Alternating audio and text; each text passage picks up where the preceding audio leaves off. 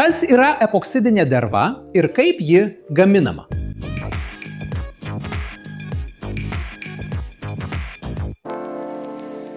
Sveiki, inžinerijos entuziastai! Ar kada nors žavėjotės tomis medinėmis stalais, sublizdančios dervos upėmis, veidrodinio paviršiaus grindimis, ar netgi taisėte ką nors itin stipriais klijais?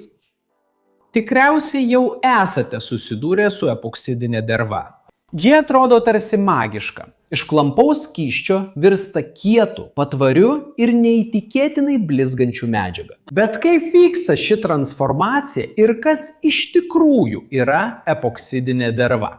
Epoksidinė derva iš esmės yra tam tikras termoreaktyvus polimeras. O ką tai reiškia paprasčiau tariant? Įsivaizduokite, kad ji yra tarsi ypatinga plastiko rūšis, skirtingai nei kai kurie plastikai, kuriuos galima išlydyti ir iš naujo suformuoti daug kartų. Pavyzdžiui, PET butelis, kuris yra termoplastikas. Epoksidinė derva, kai jau sukietėja, kitaip tariant, kai sustingsta, nebegali būti ištirpdyta ar pakeisti savo formos. Veikiama karščio, ji tampa visam laikui standi ir atspari medžiaga. Pagrindinė epoksidinės dervos savybė yra ta, kad ji paprastai būna dviejų atskirų skystų komponentų pavidalų, kurie sumaišyti tinkamą proporciją, chemiškai reaguoja ir sukietėja. Šį procesą vadiname kietėjimu. Tai ir suteikia jai įspūdingą stiprumo, atsparumo, ilgaamžiškumo ir sukibimo savybės. Tačiau norint suprasti, kaip ji veikia, turime žinoti, iš ko ji pagaminta. Taigi, kokie yra šios magijos ingredientai? Kad susidarytų epoksidinė derva, mums reikia dviejų pagrindinių ingredientų, kurie susimaišo ir sukuria galutinę medžiagą. Pačią dervą, dar vadinamą A dalimi, ir kietiklį, dar vadinamą B dalimi arba katalizatoriumi. A dalis, derva, yra tai, ką chemiškai vadiname prepolimeru arba oligomeru. Epoksidas. Dauguma dažniausiai naudojamų epoksidinių dervų gaminamos reaguojant medžiagai, vadinamai bisfenoliu A ir epichlorhidrinui. Tačiau nesijaudinkite dėl sudėtingų pavadinimų. Svarbiausia čia suprasti, kad ši kombinacija sudaro molekulės, kurių galuose yra epoksidiniai grupės. Įsivaizduokite šias epoksidinės grupės kaip rankas arba kablius, kurie laukia, kol galės prisijungti prie kitų molekulių. Būtent ši molekulinė struktūra suteikia epoksidiniai dervai jos reakcijos gebėjimą ir galimybę sudaryti tvirtą trimatį tinklą. Be antrojo komponento derva liktų skystos būsenos ir niekada visiškai nesukietėtų. Bet jei derva viena pati nekietėja, kasgi suteikia jai tokį atsparumą? Čia ir atsiranda antrasis svarbus komponentas – kietiklis arba katalizatorius, vadinamas B dalimi. Tai yra medžiaga, kuri aktyvuoja dervą ir priverčia ją sukietėti. Dažniausiai epoksidinėms dervoms naudojami kietikliai yra cheminiai junginiai žinomi kaip poliamidai arba anhidridai. Šių medžiagų funkcija yra reaguoti su epoksidinėmis grupėmis esančiomis dervoje. Įsivaizduokite, kad derva turi daug kabliukų, o kietiklis daug kilpelių, kurios puikiai susijungia. Kai sumaišote abu komponentus teisingų santykių, šie kabliukai ir kilpelės pradeda jungtis, sudarydami sudėtingą ir tarpusavyje susijusį molekulinį tinklą. Būtent šis tinklas suteikia sukietėjusiai medžiagai standumą, cheminį ir mechaninį atsparumą. Maišymo santykis tarp dervos ir kietiklio yra visiškai esminis. Jei įdėsite per daug vieno ir per mažai kito, kietėjimo reakcija neįvyks. Ir derva gali likti lipni, minkšta ir nepasiekti savo maksimalaus stiprumo. O kaip šie du skysčiai virsta tokiu tvirtu ir ilgaamžiu medžiaga? Epoksidinės dervos kietėjimo procesas yra įdomi cheminė reakcija, vadinama polimerizacija. Tiksliau, adicinė polimerizacija arba kai kuriais atvejais žiedų atsidarymo polimerizacija. Kai derva arba A dalis ir kietiklis arba B dalis yra sumaišomi, kietiklio molekulės pradeda atakuoti epoksidinius žiedus dervos molekulėse. Tai atveria šiuos žiedus ir leidžia susidaryti naujiems cheminiams ryšiams. Šie ryšiai nėra paprasti. Jie sukuria sudėtingą trimatį tinklą, kaip itin stiprų voratinklį, kuris persipina visomis kryptimis.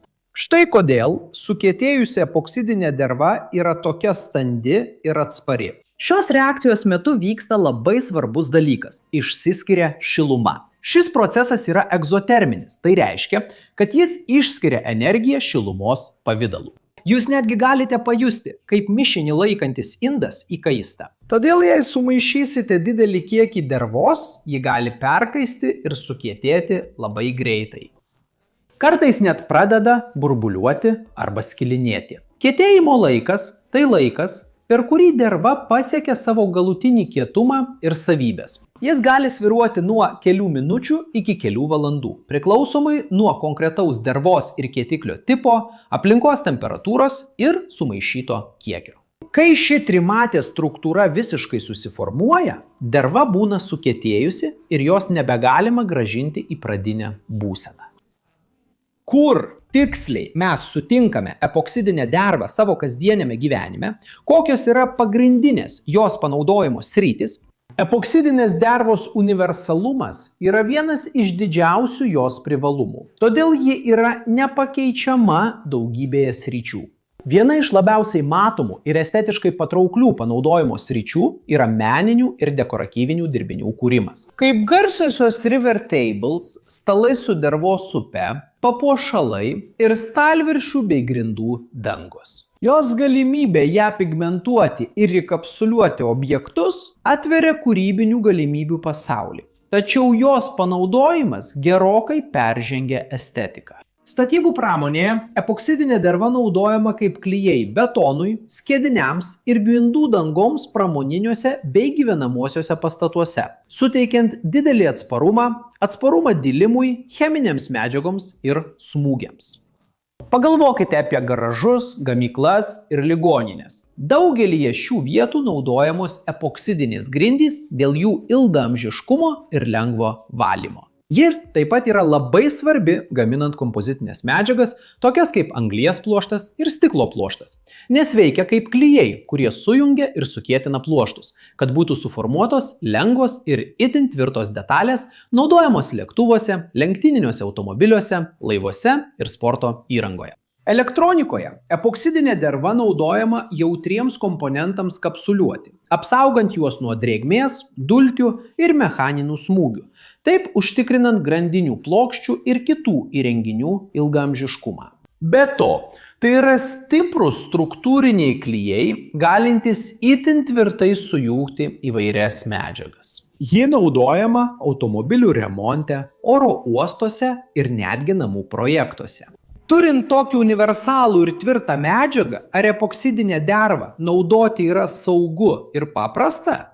Nors epoksidinė derva yra nuostabi medžiaga, labai svarbu ją naudoti atsargiai ir laikytis gamintojų rekomendacijų. Kadangi tai yra cheminė medžiaga skystoje formoje, ji gali sukelti odos, akių ir kvėpavimo takų dirginimą. Todėl asmeninių apsaugos priemonių naudojimas yra labai svarbus. Nitrilinės pirštinės, apsauginiai akiniai, o uždarose ar prastai vėdinamose patalpose tinkama kvėpavimo takų apsaugos kaukė yra būtini. Darbo vietos vėdinimas yra labai svarbus veiksnys, padedantis išsklaidyti garus, kuriuos galima įkvėpti. Be to, tiksli dervos ir kietiklio maišymo proporcija yra labai svarbi. Bet kokia klaida gali pakenkti kietėjimo kokybei. Todėl medžiaga gali būti lipni, trapi arba nepasiekti maksimalių savo savybių. Aplinkos temperatūra taip pat turi įtakos kietėjimo laikui. Karštomis dienomis jis pagreitėja, o šaltomis dienomis sulėtėja. Todėl visada peržiūrėkite gaminio techninį duomenų lapą ir gamintojo instrukcijas, kad darbas būtų saugus ir rezultatas atitiktų lūkesčius. Jei žiūrėjote iki šios vietos ir jums patiko vaizdo įrašas, nepamirškite užsiprenumeruoti. Jei dar neužsiprenumeravote, paspauskite patinka ir įjunkite pranešimų varpelį. Ir jei manote, kad mūsų turinys įdomus, apsvarstykite galimybę tapti nariu, kad padėtumėte mums toliau kurti turinį šioje platformoje ir būtumėte paminėti mūsų vaizdo įrašuose.